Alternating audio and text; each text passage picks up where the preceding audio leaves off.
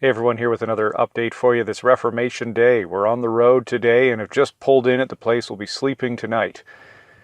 Lots going on this week. First up, Andre brings us an update from the Gospel Coalition Conference that just wrapped up. Second, Mark talks about Alberta. Third, it's worth mentioning last week's municipal elections across the country. Fourth, Ontario has opened consultations on the sex ed curriculum. So let's get right to it. First up, Andre. Hey Colin, thanks for that.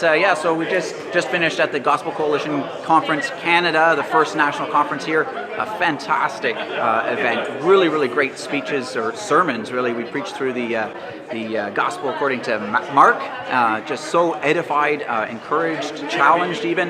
And ARPA Canada had a big booth here as well. We interacted with all kinds of people eager to hear about what the gospel has to say about politics and how we do politics and how we can speak to our legislatures and courts and so on. So really great opportunity, very thankful for it. And now we're heading into the fall tour in Ontario, so looking forward to the next. Thanks, Colin. Now over to you, Mark. Hey, thanks, Colin. Some of you might remember getting this newsletter in your church mailboxes not that long ago. In the lead article, we called for you to pray. Pray for those in Alberta in light of the intense pressure that the Christian schools there are getting from their provincial government. Now, whether you've prayed already or not, we're asking you again, please pray. On Monday, our agent in Alberta filed ARPA's application to intervene in the Alberta Court of Appeal. Now, this case is focused on the request for an injunction. That is, a request that Christian schools there not have to comply with the legislation until a court first decides whether that legislation is even legal. Now, a hearing that's considering our application is already set for next week, Thursday, and then the injunction appeal itself is set for December. Now, I need to be open here that we don't know if our application is going to be successful. We don't know also if that actual hearing in December is going to overturn the original decision against that injunction. But we're doing everything we can, and we respectfully ask you to please do the same. In particular, please pray. Pray for the judge that's going to be considering our application.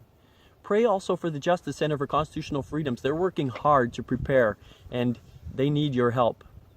They need God's help. We also ask you to please pray for the school administrators, the school boards. They have to deal with a lot of stress right now as they work through this file. Pray that God's will is done through all of this. Now, for those of you who are in Ontario, I look forward to hopping on the plane tomorrow. I'll be joining my colleagues out your way for the fall tour and for about 9 or 10 events in your region. I hope I can see some of you soon. Back over to you, Colin. Next, Mike talks municipal elections. Thanks, Colin. Yeah, it was very encouraging to hear that there were literally dozens of Reformed people who put themselves forward for municipal office. Yeah, it's not something we hear about very often. We're often focused on federal politics or provincial politics, but also at the local level, at the municipal level, there's excellent opportunity to get involved. And after the elections occurred, they happened here in BC, they were occurring in Manitoba, as well as in Ontario. We heard that at least 6 Reformed Christians were voted in either as mayor or as council members in their respective towns or cities. It was also super encouraging to know that local ARPA chapters were getting involved in educating Reformed people as to how to vote by putting together these municipal election guides. It wasn't so much a survey, but they simply did some work, some research into finding out where the candidates stood on some of the local issues and then put that forward to the people in their respective communities so that they could go to the polls informed. So that was encouraging as well. We hope to see more work done on the municipal level in the months and years to come.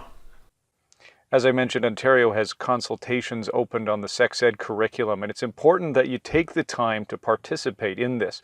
These consultations cover various aspects of all of the Ontario school curriculum. There's a survey to fill out at fortheparents.ca, and you can sign up for telephone conference calls as well. Please take a moment to do this right now. Tomorrow, Thursday, November 1st, we're in Hamilton, Ontario before continuing across the rest of Southern Ontario on our fall tour. If you're in the area for any of these fall tour locations, we'd love to see you there. Go to arpacanada.ca/ft18 for more. And by the way, have you seen our vlogs? We've been vlogging as we go along on our tour. You can check that out at ARPA's YouTube channel right here. Thanks for tuning in, everyone. We'll see you next week with another quick update.